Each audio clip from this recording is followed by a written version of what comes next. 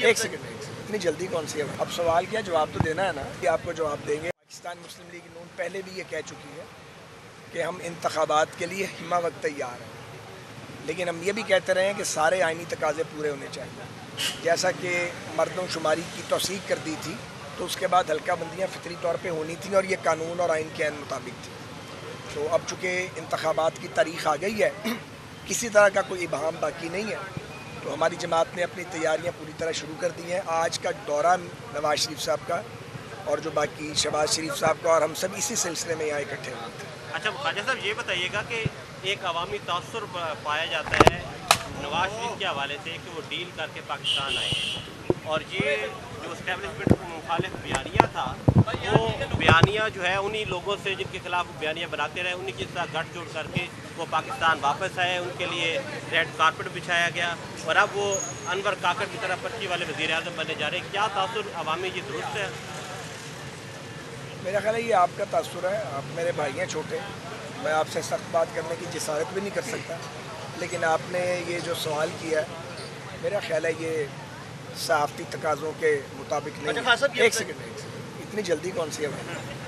اب سوال کیا جواب تو دینا ہے نا، لیکن آپ کا حق ہے، آپ کچھ بھی کہہ سکتے ہیں۔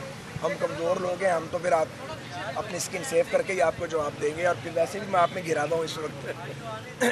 کوئی ڈیل ویل نہیں ہے۔ کیا نواز شریف صاحب کی مقدر میں یہ لکھا ہوا ہے کہ ساری زندگی وہ جلاوطنی کاٹیں گے؟ جلاوطنی ختم نہیں ہونی، اور اگر جھوٹے مقدمات بنیں گے تو کیا ان مقدمات نے کبھی ختم نہیں ہونا؟ آخر کوئی اینڈ ہونا چاہیے کسی چیز کا۔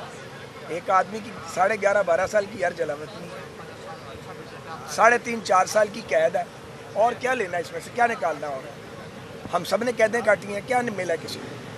اور میں اس بات کا یہ جواب دینا چاہتا ہوں کہ یہ جو الزام لگایا گیا ہے، جو ہمیشہ اس وقت لگایا جاتا ہے جب ہمیں پسند نہیں کیا جاتا، تو پھر ہر رقم دیا جاتا ہے۔ یہ اس ملک میں ہوا بار بار، اس لیے کوئی ڈیل نہیں ہے۔ نواز شریف صاحب نے واپس ہی آنا تھا، اور یہ بالکل اپروپریٹ ٹائم ہے ان کے واپس آنے کا۔ جب وہ گئے تھے وہ شدید بیمار تھے، اور جب ان کا وہاں علاج ہوا ہے، پچھلے سال تک ان کا یہ 22 کے اینڈ تک وہ ان کا ٹریٹمنٹ بڑا سیریس ہوتا رہا ہے۔ پھر ڈاکٹرز نے اس سال کے مڈ میں ان کو کہیں اجازت دیا کہ اب آپ ٹریول کر سکیں گے۔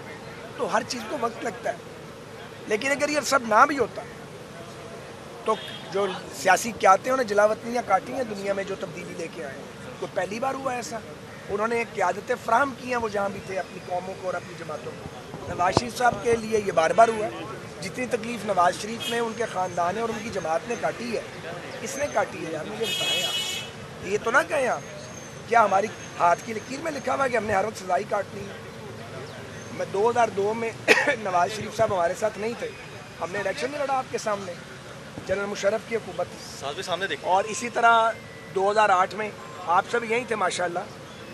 تو آپ کو یاد ہوگا کہ 48 گھنٹے پہلے میاں نواز شریف اور میاں شہباز شریف آئے تھے، پوری رات ہم نے ٹرک پہ گزاری تھی، اور ٹرک پہ کھڑے ہو کے فیصلے کیے تھے، جلوس چل رہا تھا، میں وہیں موجود تھا، آپ لوگ بھی موجود تھے، اس وقت بھی ہم نے کوئی چیخیں نہیں ماری۔